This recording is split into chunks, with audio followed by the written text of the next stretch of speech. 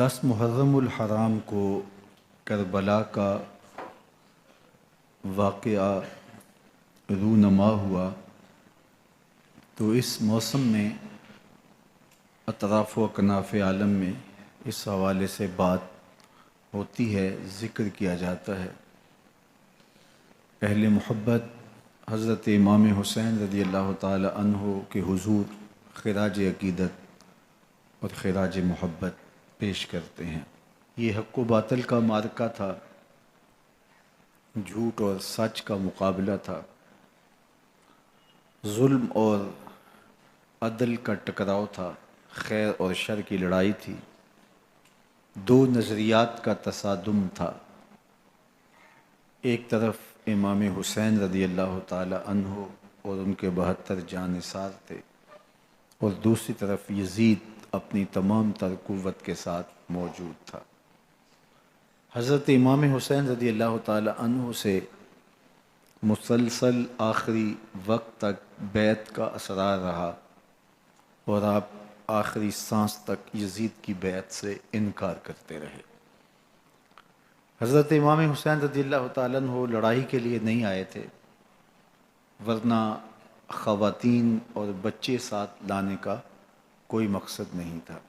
آلات حرب و ضرب بھی نہیں تھے۔ عرب جو اپنے ساتھ سفر پہ معمول کی تلواریں اور اسلحہ جات رکھتے ہیں وہی تھے، اور آپ کو پیشکش بھی کی گئی۔ ترماح بن عدی بن حاتم نے، یہ حاتم تائی کا پوتا تھا، کہا کہ آپ میرے ساتھ ہمارے علاقے میں چلے جائیں۔ جب مختلف بادشاہوں نے عرب پر قبضہ کیا تو ہمارے قبائلی علاقے اس وقت بھی ان سے محفوظ رہے۔ ہم آزاد قبائل ہیں، میں چند دنوں میں آپ کی پشت پر 30,000 کا لشکر کھڑا کر دوں گا جو جانثار ہوگا۔ لیکن حضرت امام حسین رضی اللہ تعالیٰ عنہ نے ترماح بن عدی کی اس پیشکش کو قبول نہیں کیا اور آگے بڑھے۔ دشت نینوا میں، جسے دشت کربلا بھی کہتے ہیں، حر بن یزید ریاحی 500 سواروں کو ساتھ لے کر کے حضرت امام حسین کو محصور کر دیتا ہے، اور پھر یزید کا لشکر وہاں جمع ہونا شروع ہو جاتا ہے۔ 22,000 یا 30,000 کا لشکر امام حسین رضی اللہ تعالی عنہ کے اطراف میں لگا دیا گیا۔ 3 دن تک اس خانوادے کے لیے پانی بند کر دیا گیا۔ پانی کے بغیر تو انسان کی زندگی معطل ہو جاتی ہے، اور 3 دن کی مسلسل پیاس، اور پیاس میں بلکتے 6 ماہ کے بچے، خواتین اور بوڑھے۔ لیکن عزیمت کی راہوں کے یہ مسافر کسی صورت بھی یزید سے بیعت کرنے پہ آمادہ نہ ہوئے۔ یہ ایک ہیلہ تھا کہ پانی بند کریں گے، بچے بلکیں گے، خواتین بے چین ہو جائیں گی تو یہ مجبور کر دیے جائیں گے۔ لیکن کہا تم جو کرنا ہے کرو۔ یہ بات طے شدہ ہے کہ ہم یزید سے بیعت نہیں کریں گے۔ پھر 3 ماہ پانی بند کرنے کے بعد حضرت امام حسین رضی اللہ تعالیٰ عنہ اور ان کے خاندان کو جس طرح ذبح کیا گیا، یہ ایک دردناک کہانی ہے۔ 72 افراد کربلا میں شہید کر دیے گئے۔ اہل حق کا یہ قافلہ بھوک اور پیاس سے نڈھال تھا، لیکن عزیمت کی راہوں کا یہ مسافر سرنگوں نہیں ہوا اور یزید کے ہاتھ پہ بیعت نہیں کی۔ امام حسین رضی اللہ تعالی عنہ آپ کے بیٹے، بھائی، بھتیجے، بھانجے، اعیان و انصار، محبین شہید کر دیے گئے۔ 70 لوگ آپ سے پہلے شہید کیے گئے، پھر امام حسین رضی اللہ تعالی عنہ شہید کر دیے گئے۔ سوید نامی ایک زخمی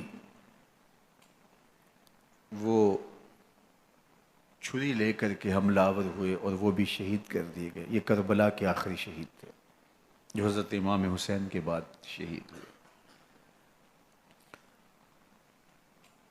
لیکن ان کی خون آشام تلواروں کی ابھی پیاس نہیں بجھی اور ان کی آتش غیظ و غضب ابھی ٹھنڈی نہیں ہوئی.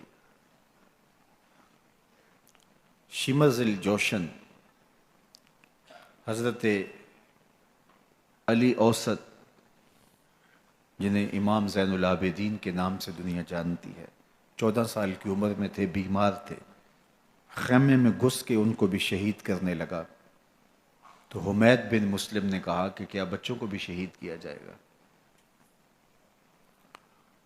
تو وہ رک گیا. عمر بن سعد کے حکم نامے سے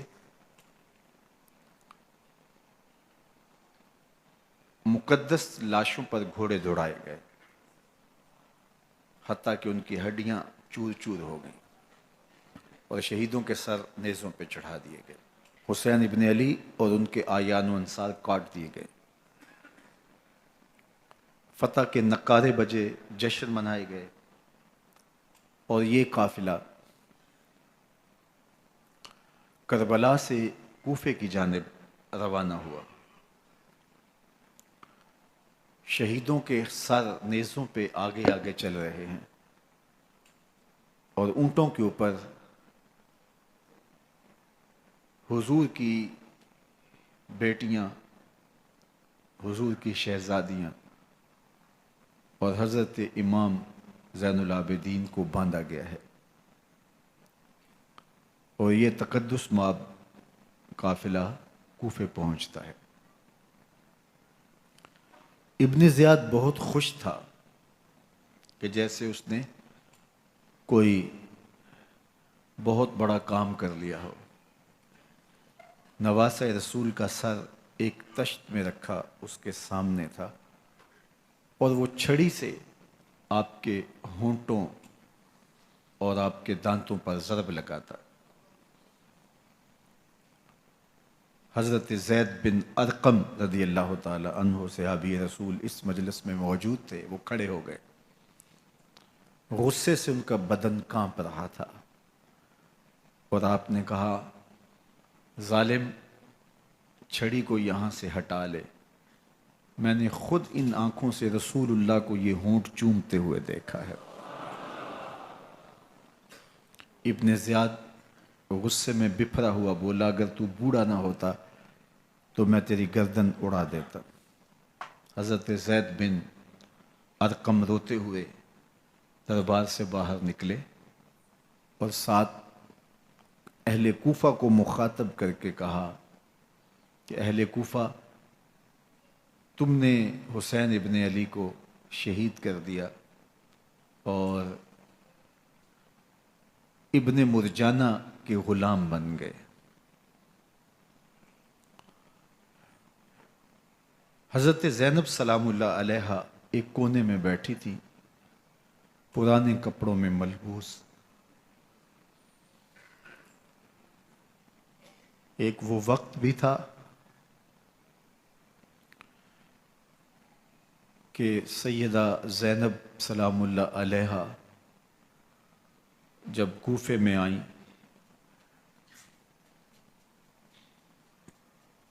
سیدنا علی المرتضیٰ کے زمانے میں، ان کے دور خلافت میں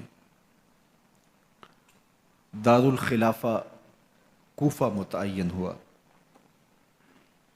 تو یہ مدینے سے کوفے آئیں تو اس وقت کوفے کی معزز خواتین نے ان کا استقبال کیا. خلیفۃ المسلمین کی شہزادی، رسول اللہ کی بیٹی سیدہ فاطمہ الزہرا کا عکس حضرت زینب سلام اللہ علیہا کوفے میں داخل ہوئیں. تکریم، عزت اور وقار کے ساتھ آپ کا استقبال کیا گیا اور آپ خواتین کو درس قرآن دیتی، حضور کی شریعت سکھاتی اور آج وہی کوفہ ہے، وہی دیوار و در ہے، اور وہی زینب ہے، اور آج زینب کے ساتھ حسین ابن علی کا کٹا ہوا سر ہے۔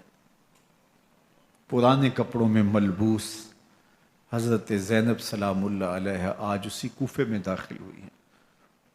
دارالامارت کے ایک کونے میں تشریف فرما ہے کہ ابن زیاد پوچھتا ہے یہ خاتون کون ہے؟ حضرت زینب خاموش رہیں۔ اس نے دوسری مرتبہ پوچھا، آپ پھر خاموش رہیں۔ تیسری مرتبہ پوچھا، آپ پھر خاموش رہیں۔ پھر ایک لونڈی نے بتایا یہ زینب بنت علی ہیں۔ تو اس کے سامنے حضرت امام حسین کا کٹا ہوا سر پڑا تھا، اور وہ حضرت زینب سے مخاطب ہو کے کہنے لگا کہ اللہ نے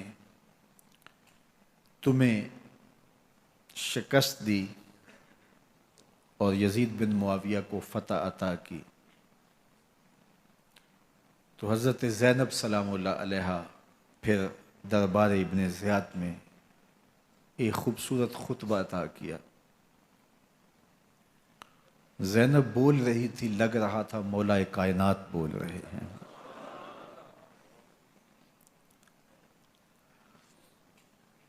یہ خطبہ بامر مجبوری تھا، ابن زیاد کی خرافات کا جواب تھا۔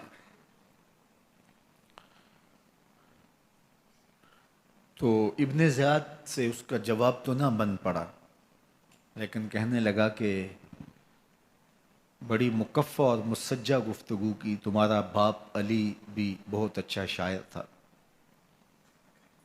تو سیدہ زینب سلام اللہ علیہ نے فرمایا ہمیں مکفہ گفتگو سے کیا غرض، یہ تو ایک حقیقت ہے جو ہم نے بیان کی۔ تو حضرت علی اوسط امام زین العابدین بھی پاس تھے، تو دیکھ کر کے کہنے لگا کہ یہ لڑکا کون ہے؟ تو فرمایا میں علی بن حسین ہوں۔ تو کہا کہ انہیں تو قتل کر دیا گیا۔ کہا وہ میرے بھائی تھے اور ان کا نام بھی علی تھا، میرا نام بھی علی ہے۔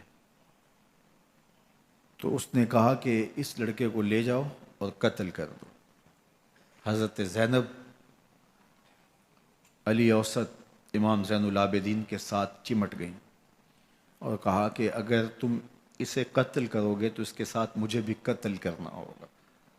تو ابن زیاد کہنے لگا کہ یہ عورت سچ کہتی ہے، واقعی اس کے جذبات یہی ہیں۔ اور الصلاۃ جامعہ کی پکار کے ساتھ مسجد کوفہ میں آ گیا۔ کوفے کے لوگ سارے ابن زیاد کے سامنے تھے۔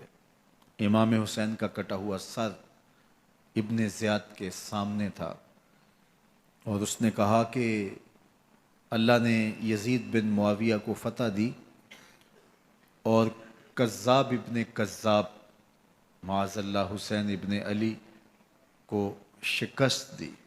جب اس نے یہ بات کہی تو عبداللہ بن عفیف الازدی رضی اللہ تعالی عنہ موجود تھے، وہ کھڑے ہو گئے۔ غصے سے ان کا بدن کانپ رہا تھا، اور آپ نے پوری ہمت کے ساتھ ابن زیاد کو جواب دیتے ہوئے کہا، ظالم، حسین سچا، حسین کا باپ بھی سچا، تو جھوٹا، تیرا باپ بھی جھوٹا، جس نے تجھے امیر بنایا وہ بھی جھوٹا۔ تو ابن زیاد نے جب اپنے بارے عبداللہ بن عفیف سے یہ بات سنی تو اس نے حکم دیا کہ ان کا سر کاٹ دیا جائے، اور پھر حضرت عبداللہ ابن عفیف رضی اللہ تعالی عنہ کو شہید کیا گیا اور ان کی لاش کو سولی چڑھا دیا گیا۔ حق کی راہ کے یہ مسافر اپنی جان کس طرح راہ خدا میں سپرد کر رہے تھے۔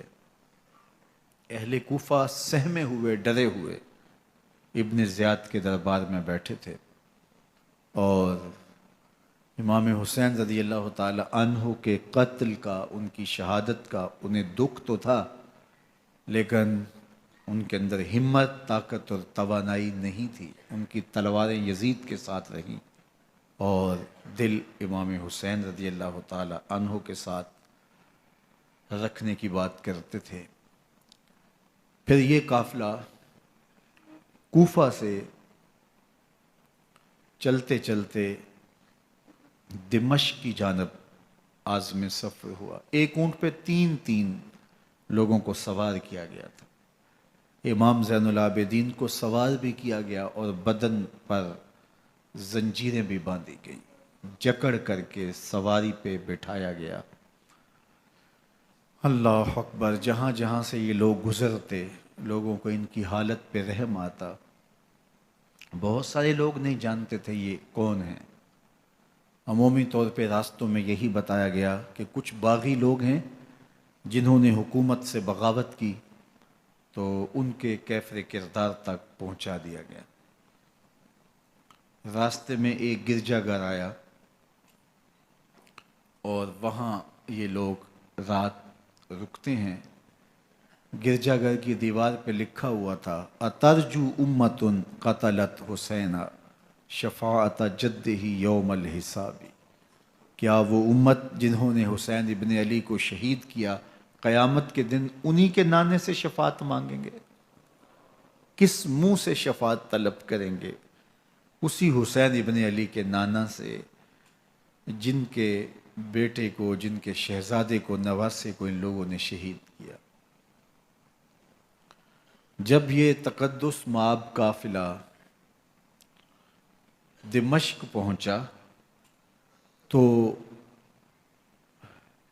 راستے میں ایک شخص قرآن مجید کی تلاوت کر رہا تھا. اپنے مکان کی چھت پہ بیٹھ کے تلاوت کر رہا تھا، اور یہ قافلہ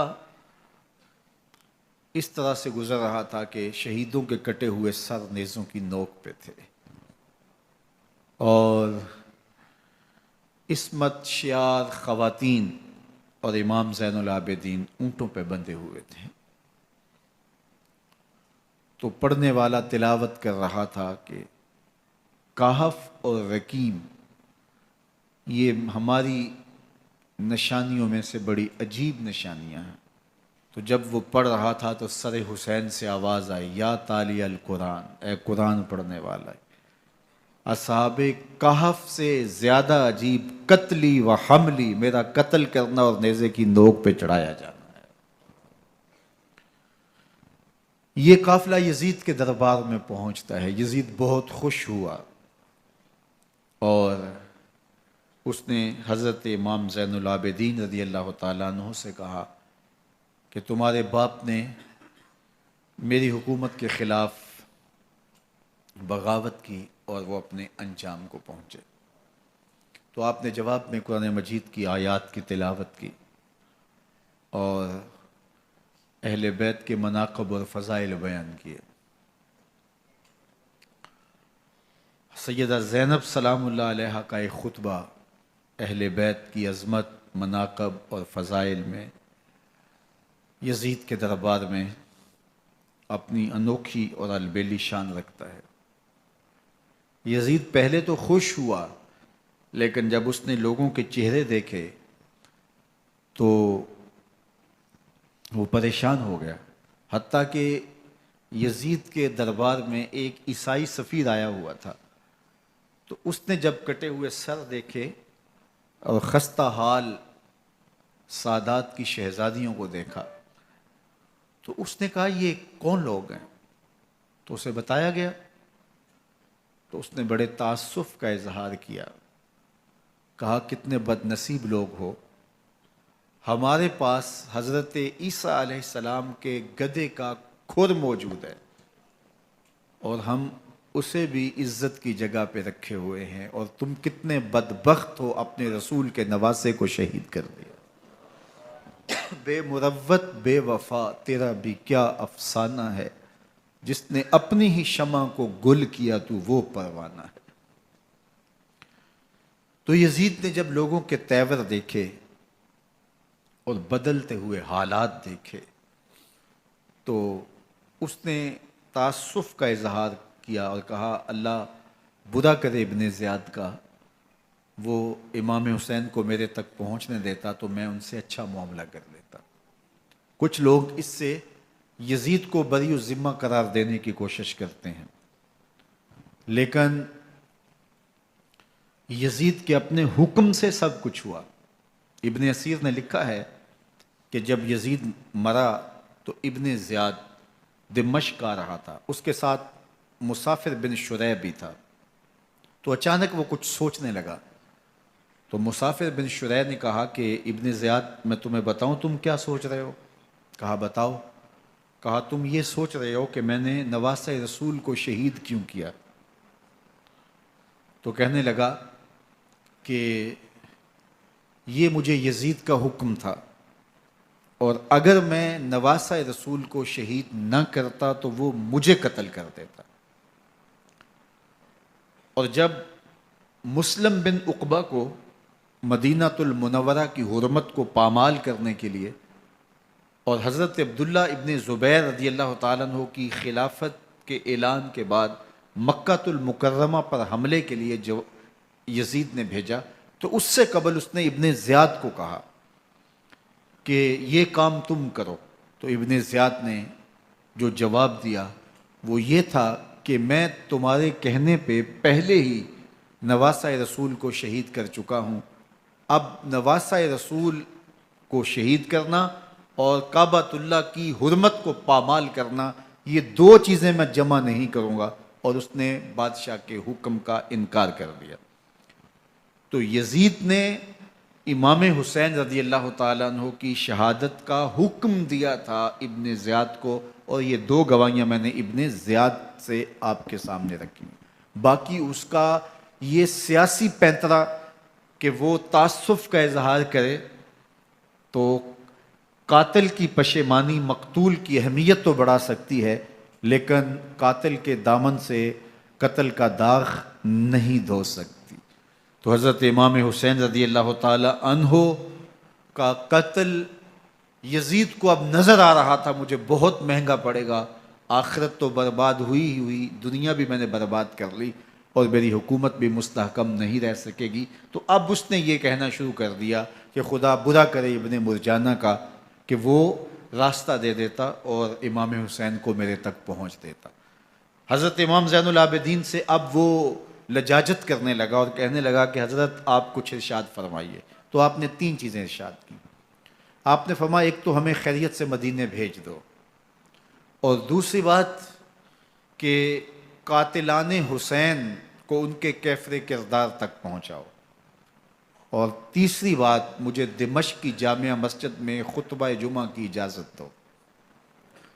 اس نے کہا کہ خطبہ جمعہ کی اجازت بھی دیتا ہوں، آپ کو خیریت سے مدینہ المنورہ بھی روانہ کر دیا جائے گا، لیکن قاتلان حسین کو کیفر کردار تک پہنچانا یہ میرے بس میں نہیں ہے، یہ ممکن نہیں ہے۔ اب مجھے بتائیے، حاکم وقت ہو اور اتنا بڑا سانحہ اور واقعہ ہو گیا ہو، تو وہ وہیں کھڑے کھڑے معذرت کر لے کہ یہ اس بات کو رہنے دو، تو اس کا مطلب سمجھنے میں کسی بھی باشعور شخص کو دیر نہیں لگتی۔ اسے چاہیے تھا کہ وہ کہتا کہ میں اس کی تحقیق کروا کے جو بھی مجرم ہے وہ کیفر کردار تک پہنچے گا، اور آپ نہ بھی کہتے تو یہ میں کرتا چونکہ میں حاکم وقت ہوں۔ لیکن اس نے فوراً کہا کہ یہ ممکن نہیں ہے، تو اس کا مطلب کیا کہ مجرم میں خود ہوں، تو میں اس سے جو ہے وہ بچنا چاہتا ہوں۔ تو اس نے حضرت امام زین العابدین کو کہا دو شرطیں تو قبول ہیں، لیکن یہ تیسری شرط قبول نہیں ہے اور یہ ممکن نہیں ہے۔ تو یہ واضح اس بات کا اشارہ ہے کہ یزید کے حکم سے، اس کی منشا سے اور اس کے کہنے سے حضرت امام کو شہید کیا گیا، اور اس نے حضرت امام حسین رضی اللہ تعالی عنہ کے مبارک لبوں پر چھڑیاں بھی ماری اور آپ کے دانتوں پر ضربیں لگائیں چھڑیوں کی۔ وہ تو ایک صحابی وہاں موجود تھے جو کھڑے ہو گئے، انہوں نے کہا ارفع ھذا الکدیب عن ھاتین الشفتین، ان ہونٹوں سے چھڑی ہٹا لے، میں نے ان آنکھوں سے رسول اللہ کو یہ ہونٹ چومتے ہوئے دیکھا ہے۔ جس طرح ابن زیاد کے دربار میں ہوا تو یہاں بھی ہوا۔ اللہ اکبر۔ تو یزید اپنے تئیں خوش تھا، لیکن لوگوں کے احتجاج کی سکت نہیں لا سکتا تھا کہ نواسہ رسول کو شہید کر دیا گیا، تو وہ یوں اپنی بات کو چھپانا چاہتا تھا، اور بات ابن مرجانہ ابن زیاد پہ ڈالنا چاہتا، لیکن ابن زیاد کہتا ہے کہ اگر یزید کے کہنے پہ میں امام حسین کو قتل نہ کرتا تو میں قتل کر دیا جاتا، اور میں غزوہ کعبہ اور قتل امام حسین دونوں کو جمع نہیں کر سکتا، لہٰذا اب میں یزید کا یہ حکم نہیں مانوں گا، اس نے پہلے مجھ سے بہت بڑی زیادتی کروائی ہے۔ یہ تاریخ کی معتبر کتابوں کے اندر موجود ہے۔ اب یزید نے کہا دو باتیں مان لیتا ہوں، آپ کو مدینہ المنورہ بھی رخصت کر دیتے ہیں، اور دوسرا آپ کو مسجد دمشق میں خطبہ کی اجازت بھی دیتے ہیں۔ اللہ اکبر، یہ وقتی تصرف تھا اس کا، ورنہ یہ کون ہے اجازت دینے والا؟ منبر تو حسین ابن علی کے نانے کا ہے۔ خیر، مسجد دمشق میں گئے، لوگوں کا ہجوم تھا، حضرت امام زین العابدین منبر پہ جلوہ فراز ہوئے، خطابت تو ان کے گھر کی لونڈی ہے، تو جب آپ نے کھڑے ہو کر کے خطبہ دیا اور فضائل و مناقب اہل بیت بیان کیے، لوگوں کے سینوں کے اندر آتش محبت اہل بیت کی جوش مارنے لگی۔ یزید ڈر گیا کہ اگر کچھ دیر خطبہ جاری رہا تو کہیں ایسا نہ ہو کہ لوگ میرے خلاف اٹھ کھڑے ہوں، تو اس نے مؤذن کو اشارہ کیا اور وہ اذان دینے لگا، تو اس نے کہا اللہ اکبر اللہ اکبر، تو حضرت امام زین العابدین نے کہا اس میں کوئی شک نہیں کہ اللہ سب سے بڑا ہے۔ پھر کہا اشہد اللہ الہ الا اللہ، تو امام زین العابدین نے فرمایا کہ ہم نے اس بات کی اپنے خون سے گواہی دی ہے کہ اللہ کے علاوہ کوئی معبود نہیں ہے۔ پھر اس نے کہا اشہد ان محمد رسول اللہ، تو حضرت امام زین العابدین نے یزید کی آنکھوں میں آنکھیں ڈال کے کہا یزید دیکھ، اذان میں تیرے نانے کا نام ہے یا میرے نانے کا نام ہے؟ تو حسین ابن علی رضی اللہ تعالیٰ عنہ کا نام کبھی بھی مٹنے والا نہ زیاد کا وہ ستم رہا، نہ یزید کی رہی وہ جفا، رہا تو نام حسین جسے زندہ رکھتی ہے کربلا۔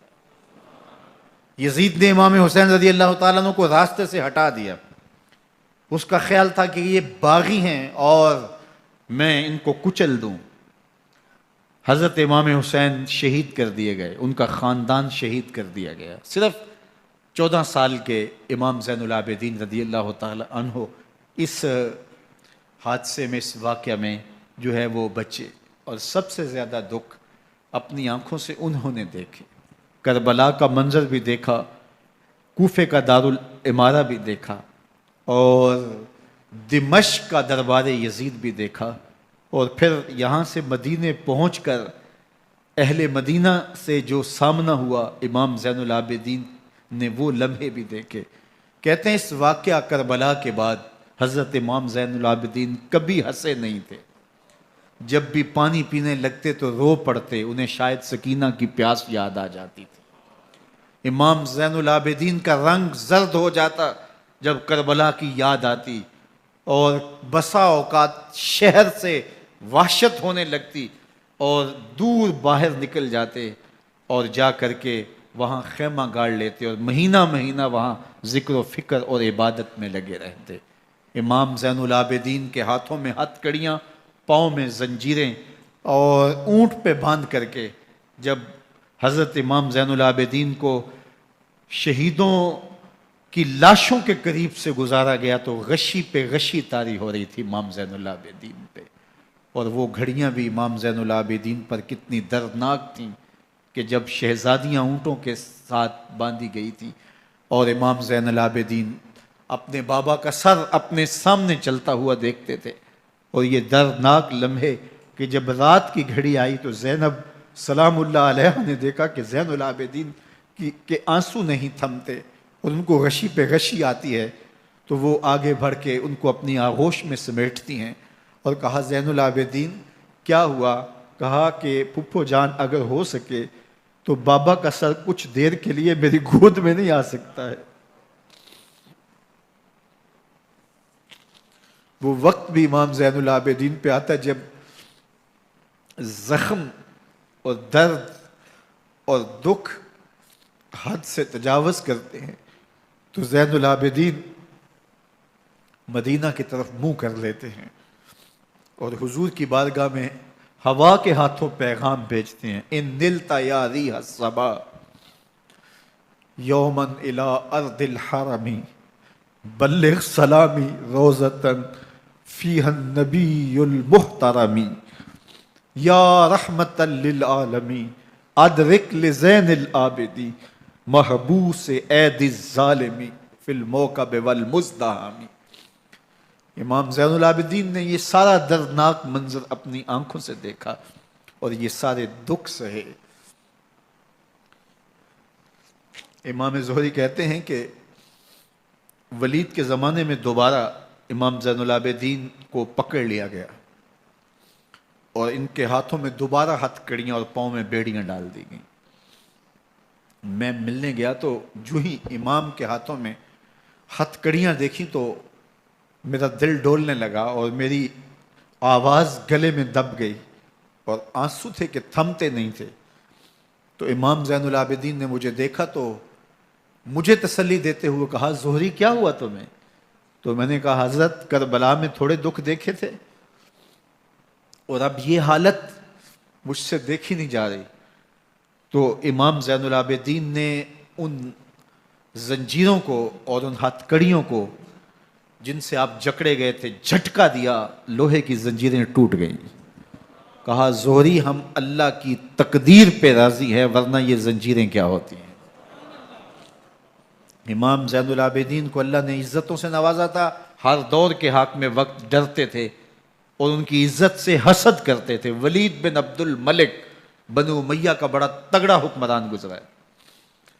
ایک دن طواف کرتے کرتے حجر اسود کے سامنے آیا اور اس کے دل میں آیا کہ میں حجر اسود کو بوسہ کروں، لیکن رش اتنا تھا کہ آگے بڑھنے کی ہمت نہ ہوئی اور پیچھے ہٹ کے کھڑا ہو گیا کہ رش کم ہوتا ہے تو میں حجر اسود کو چومتا ہوں۔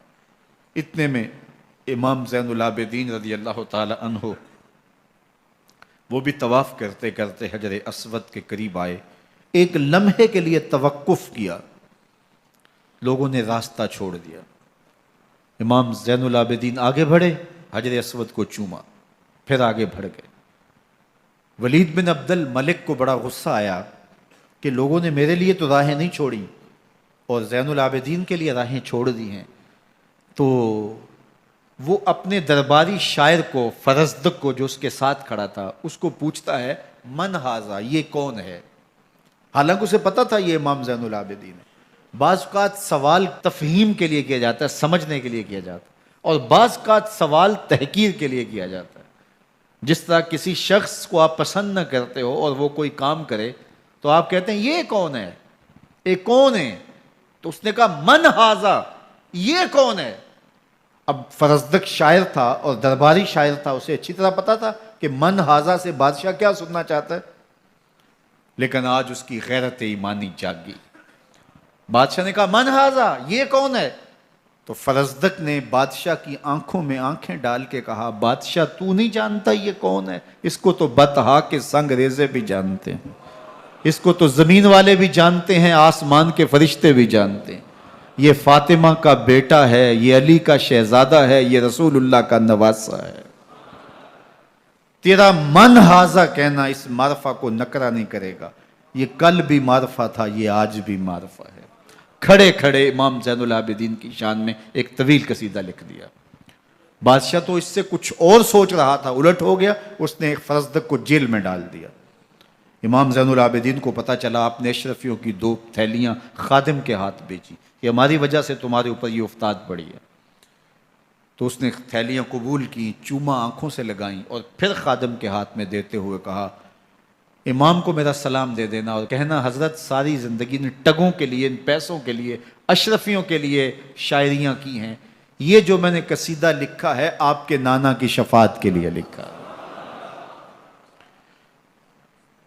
جو دلوں کو فتح کر لے وہی فاتح زمانہ۔ امام حسین کو تو کاٹ دیا گیا نا، اس لیے کاٹ دیا گیا کہ یہ ہماری حکومت سے بغاوت کر رہے ہیں، انہوں نے یہ کہا، بہانہ یہ بنایا، نظم حکومت میں یہ مخل ہو رہے ہیں، لہٰذا انہیں شہید کر دیا گیا۔ نہ صرف انہیں شہید کیا گیا، سر کاٹے گئے، نیزوں کی نوک پہ چڑھائے گئے، لاشوں پہ گھوڑے دوڑائے گئے۔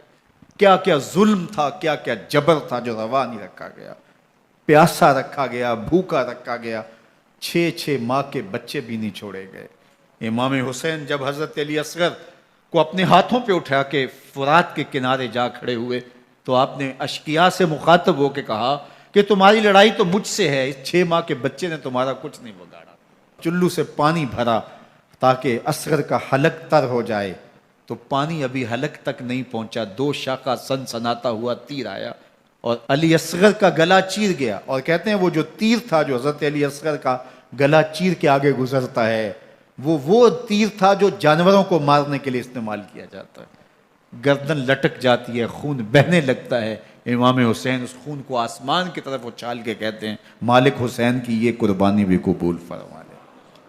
نسل مٹا دی گئی، شہید کر دیے گئے، گھوڑے دوڑائے گئے، سادات کرام عصمت شعار پیغمبر زادیوں کو اونٹوں پہ بٹھایا گیا، رسیوں سے جکڑا گیا، چادریں چھیننے کی کوشش کی گئی، کیا کچھ نہیں ہوا۔ تاریخ دردناک ہے، اور یہ پیغمبر کے ماننے والوں نے، کلمہ پڑھنے والوں نے یہ سب کچھ کیا۔ بے مروت، بے وفا، تیرا بھی کیا افسانہ ہے، جس نے اپنی ہی شمع کو گل کیا تو وہ پروانہ ہے۔ لیکن یزید کی دلیل یہ تھی کہ یہ حکومت کا نظم چلتا ہے، اسے چلنے دیا جانا چاہیے، انہوں نے کیوں رکاوٹ ڈالی ہے، لہٰذا یہ باغی ہیں، ان کو کاٹ دیا جائے۔ میں کہتا ہوں امام حسین کو شہید کر دیا گیا، ان کے اعیان و انصار کو شہید کر دیا گیا، پورے خاندان کو پیاسا رکھ کے ذبح کر دیا گیا، 6 ماہ کے بچے بھی نہیں چھوڑے گئے، 80 سال کے بوڑھوں کو بھی شہید کیا گیا، خواتین کو اونٹوں پہ بٹھایا گیا، اور گلی گلی عصمت معاب پیغمبر رحمت کی شہزادیوں کو کوفے اور دمشق کے بازاروں کے اندر بھرایا گیا۔ تو مجھے بتائیں اس کے بعد یزید کی حکومت نے کیا کیا، ان کا کیا کارنامہ تھا؟ کتنے محدث پیدا ہوئے، کتنے مفکر پیدا ہوئے، کتنے جرنیل پیدا ہوئے، کتنے صوفی پیدا ہوئے؟ کون تھا جو ان کے تخت و تاج اور ان کی حکومت جس کو بچانے کے لیے اتنا بڑا حادثہ کر دیا اور پیغمبر کے بیٹوں کو شہید کر دیا؟ تو کیا پھر اس حکومت نے کیا؟ یزید نے، یزید کا اپنا بیٹا تخت پہ بیٹھنے کے لیے تیار نہیں تھا۔ 6 ماہ کے بعد اس کی لاش گھر سے نکلی، اس نے کہا کہ یہ تخت جو ہے وہ آل رسول کے خون پہ بنا ہے، میں اس پہ نہیں بیٹھوں گا، اور رسوا ہو گئے۔ اور یزید جس کو زوم تھا کہ میں اتنی بڑی سلطنت کا مالک ہوں، اس کو بچانا ہے، اس سلطنت نے اسلام کے لیے کیا کیا؟ مجھے بتاؤ، کون سے جرنیل پیدا کیے، کون سے حکمران پیدا کیے، اس نے کون سے توانا لوگ پیدا کیے، کون سے محدث، کون سے مفکر، کون سے مسلح پیدا کیے؟ اور جس خاندان کو کاٹ دیا گیا، صرف ایک 14 سال کا علی اوسط زین العابدین بچا۔ اور ذرا حسین ابن علی کی نسل دیکھو، جعفر صادق کس نسل سے ہیں، باقر العلوم کس نسل سے ہیں، حضرت غوث اعظم کس کے شہزادے ہیں، حضرت داتا گنج بخش علی حجویری کس کے بیٹے ہیں، اور حضرت معین الدین چشتی اجمیری کس کے بیٹے ہیں؟ آج زمانے کو جو بھی دیا ہے حسین کے بیٹوں نے دیا ہے۔ یزید تخت بچا کر بھی امت کو کچھ نہ دے سکا، اور امام حسین نے سب کچھ لٹا کے امت کو ایمان کی بہاریں عطا کر۔ آج جہاں بھی منبر و محراب کی رونق نظر آ رہی ہے، اس کے پیچھے حسین کا کوئی بیٹا کھڑا ہوا نظر آئے۔ اللہ اکبر! اس دین کے خاکے میں رنگ ہی حسین ابن علی کے خون نے بھرا ہے۔ حسین اگر نہ شہید ہوتا تو آج گھر گھر یزید ہوتا، اسلام کی عظمت عیاں نہ ہوتی، خدا کے گھر میں اذان نہ ہوتی، بار الہ نوحہ سناتا پھرتا، تا روز جزا اشک بہاتا پھرتا، امداد نہ کرتے اگر کربلا میں حسین، اسلام تیرا ٹھوکریں کھاتا۔